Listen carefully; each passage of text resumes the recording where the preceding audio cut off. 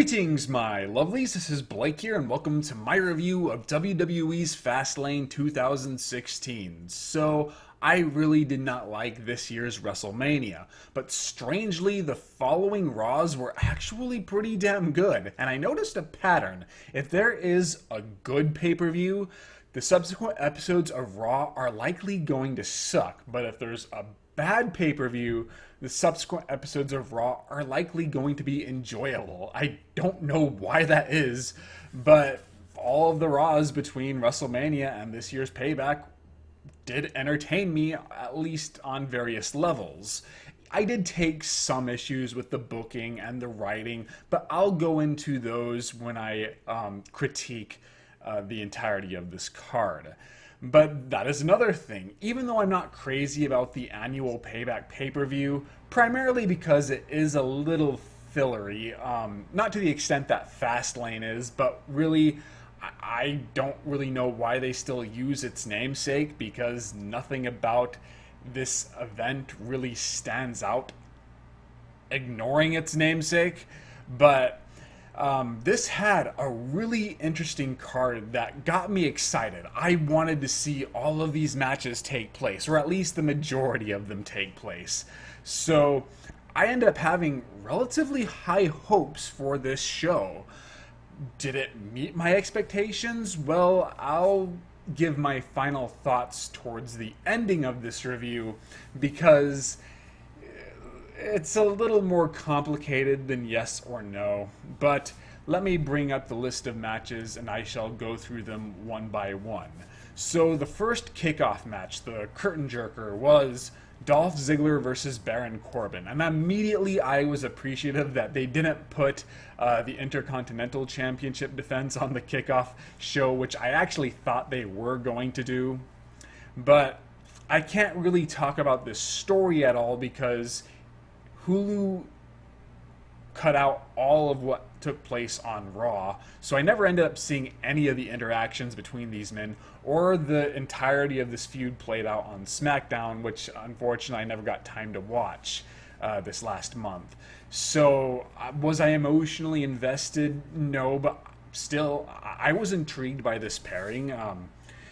Dolph Ziggler seemed like a good starting point for Baron Corbin for his rise. So even though I wasn't emotionally invested, I thought this match was just pretty subpar anyway. It was technically fine, but it is one of those one-sided beatdown matches where Baron Corbin just spends the entire time kicking the shit out of Dolph Ziggler, and Dolph Ziggler ends up stealing the victory anyway. And that kind of pissed me off and upstaged the mediocrity that preceded it. It turned a very average match into something I ended up disliking, because Dolph Ziggler's victory was presented as a fluke. They try to, in the commentary booth, they try to put it over as, you know, he is the veteran with experience, so he took advantage of a great opportunity. But Baron Corbin isn't a rookie. He's been on NXT for quite some time. And he hasn't really had this problem before, so I had difficulty buying into that. So neither man really benefited from this, and if anything, I thought it hurt Corbin more than it helped Ziggler, because once again, Ziggler was getting his ass kicked the entire time.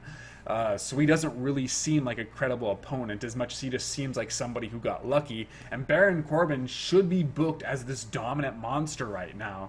But instead, he already lost to Ziggler, who more or less is only used to be talent enhancement at this time. So that made me kind of angry and was a bad way to sort of kick off the show. Then following this was the United States Championship title defense, Kalisto versus Ryback once more. I did not see any of this storyline either, but from what I understand, the extent of it was Ryback beat Kalisto on SmackDown, and that gave him another title opportunity, but I never heard of any major confrontation between them outside of that. So it felt very much like, oh shit, we need to give Kalisto something to do. So let's just throw this match in there. But once again, it's on the kickoff show, and that is really hurting Kalisto's reign because he's not given the opportunity to truly shine. They're not. It doesn't feel like WWE has any faith in him as a champion, even though they've been booking him consistently as a winner. And, the quality of his matches has been very good.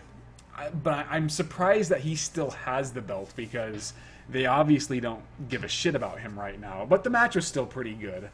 In fact, I liked it just as much as their previous battle at WrestleMania. Once again, their strengths as performers are highlighted. Kalisto gets to show off his speed and agility and crazy maneuvers. Ryback gets to show off his strength and his charisma. There were some cool spots, but the ending bugged me a little bit just because you see Ryback get on the turnbuckle and press slam Kalisto. It looked devastating. It was a cool spot, only for Kalisto to almost immediately recover and use his finisher on Ryback.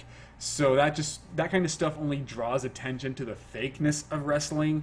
But other than that, I still enjoyed myself. It wasn't one of those endings that ruined the preceding match. So it was just a dent in an otherwise solid bout. So moving on to the first official match on the card for the number one contender spot to see who would face the tag team champions. So I don't like the fact that the New Day isn't defending their belts on the pay-per-views. Like at WrestleMania, they fought the League of Nations, but for some reason that wasn't a title match. That was really stupid to me, and them not having any match at all for Payback also seemed like a real bizarre and idiotic idea. But still, I liked how Enzo and Cass, immediately made a splash. It wasn't like the Ascension where you're just kind of like raising an eyebrow, like what are they doing? Or most of the NXT call-ups where they just sort of show up and have a victory for their first bout, but they don't really leave a major impression like Apollo Crews. But Enzo and Cass, they immediately show up. They show off the extent of their promo abilities. They get the crowd on their side. I was really excited for their rise. The Vaudevillains, on the other hand, were just kind of thrown in there. I don't think they're working on the main roster. I knew they wouldn't because they're more quirky than outright comical. So I think audiences will find them more strange than endearing, or you can't really hate them either because even though they're heels, they're more goofy than dastardly. So audiences just don't know how to react to the Vaudevillains. With NXT, they built up their characters over a long period of time, which led them to becoming fan favorites, at least for a temporary amount of time before they became jobbers once more.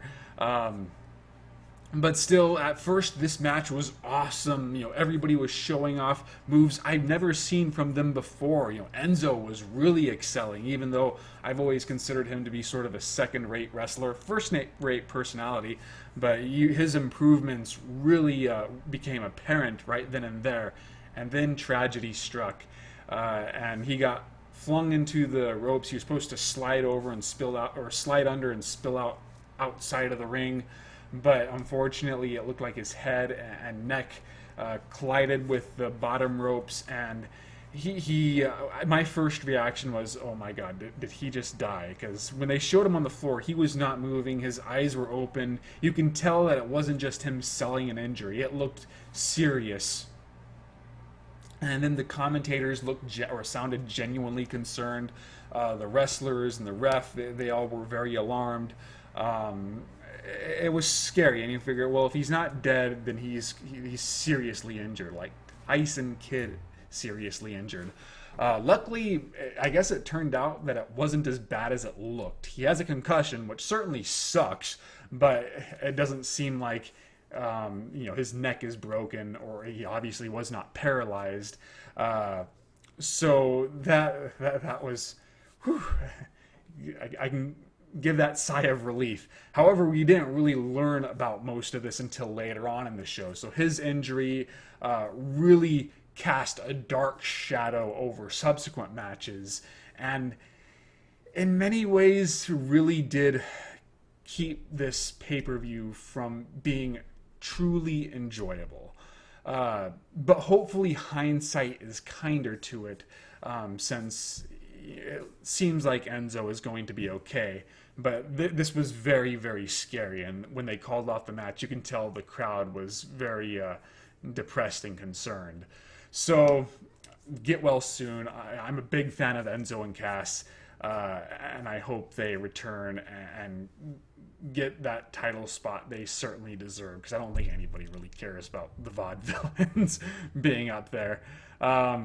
Following this was Kevin Owens versus Sami Zayn, and this actually was a very well done storyline.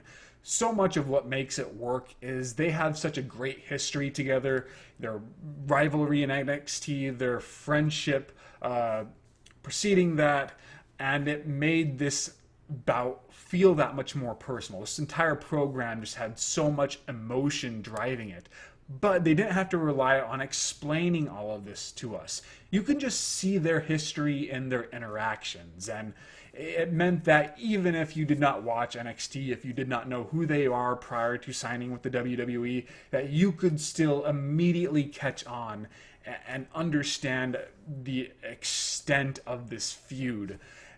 And that just made it so much more interesting. It also really, really helps that this was an awesome, awesome match. I would say that this was definitely their most high impact match since they've signed, or together, since they've signed with the WWE, because their first one in NXT was more story driven, methodical and pacing, just Kevin Owens destroying Sami Zayn. Their second one was a lot more competitive, but they had to kind of be a little restrained because of Sami Zayn's real life injury. But here they just went all out, delivered cool spots, very fast pacing, and yet they still got that story told, and it was very compelling. You felt like either man could win. I thought Sami Zayn was, so I was surprised when Kevin Owens came up on top, but yeah, I was totally for it too. So I really loved this match. I really loved this entire program.